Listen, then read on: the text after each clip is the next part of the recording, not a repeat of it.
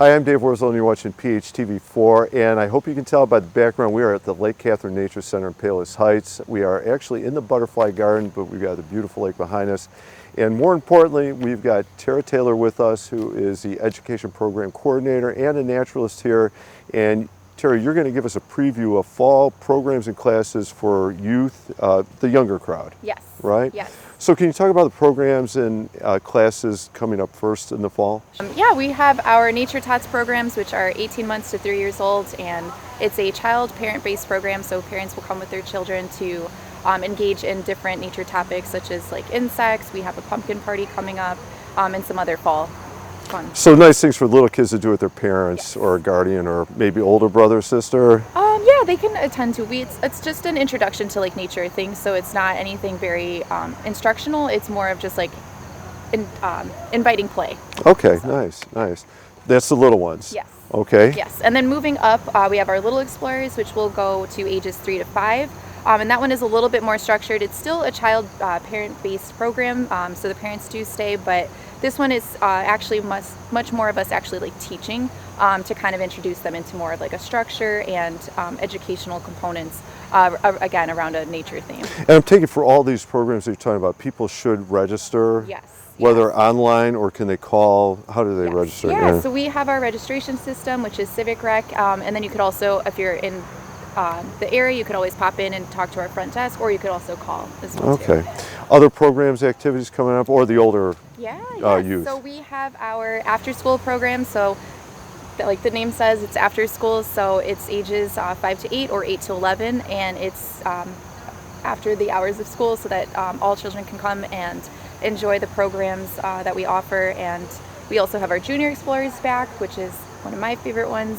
And it's all different types of topics, and some of them follow along the NGSS standards because we do have homeschool groups that come, and that's 6 to 11, or 6 to 12. And can you give us an example of the different types of activities who are doing the after-school crowd I'm talking about, no different age range, the types of activities or things they'll be doing or engaging in while they're here?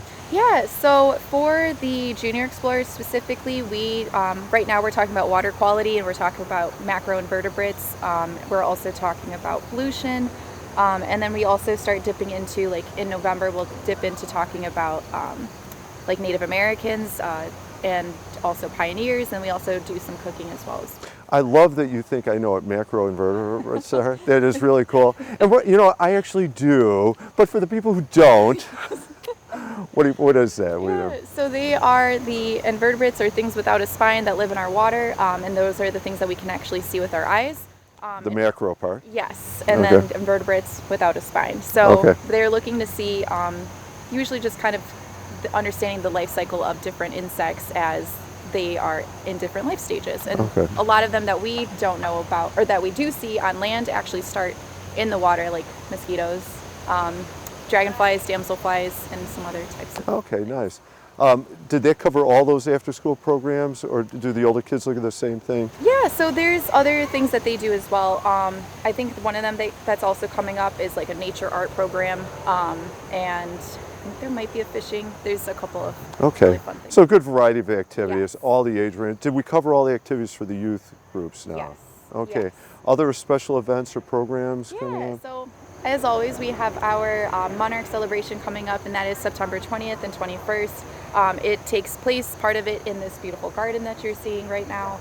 And then we'll have a lot more educational components in our auditorium. And this year we're doing something a little bit different, where we're actually having a maker's market. So there will actually be about 20 vendors actually in our festival grounds with some really incredible items that they have made. You're talking like crafters? Yes. Oh, nice. Yeah. Okay. So definitely something to look forward to. And I believe there was one other thing you mentioned when we talked earlier about this. Other program going on, or special program? So we have expanded our Scout programs, and that's actually through my colleague Carly Kokta, and she can actually tell you a lot more about those. So we should check in with Carly. Absolutely. All right. Carly. All right, I've been told, Carly, you are the person I need to talk to about the other programs going on here, specifically connected to Scout programs. Yes. Right? All right, so we're talking with Carly, who is an environmental educator, right? Can you talk about what your area of expertise is with the youth programs, I guess? Yeah, so I work primarily with scout groups. I work with Girl Scouts from daisies to ambassadors, doing different badge programs so leaders can reach out and if they're looking for a nature-based badge, we can work something out with them. I also work with the Cub Scouts from lions to webelos, and again, doing the nature-based badges. And then recently we started a new merit badge series here for scouts looking to earn their merit badges. Wow, wonderful that you're able to like provide all those opportunities for people. Can you give us some examples of activities or programs coming up that you're doing with the Scout programs? Yeah, so this September 14th and 28th, we're doing the Environmental Science Merit Badge, and then October 5th, we are doing a Bird Study Merit Badge. Can you give an example of like the environmental badge? What will be involved in getting that badge? What would they do here? So we're going to do some outdoor observation to look at the ecology of Lake Katherine, and then also doing some like erosion experiments and looking at different air pollutants as well. Okay, good. Wow, it sounds like a wonderful. Can adults, non-scouts join it? No, I'm just kidding.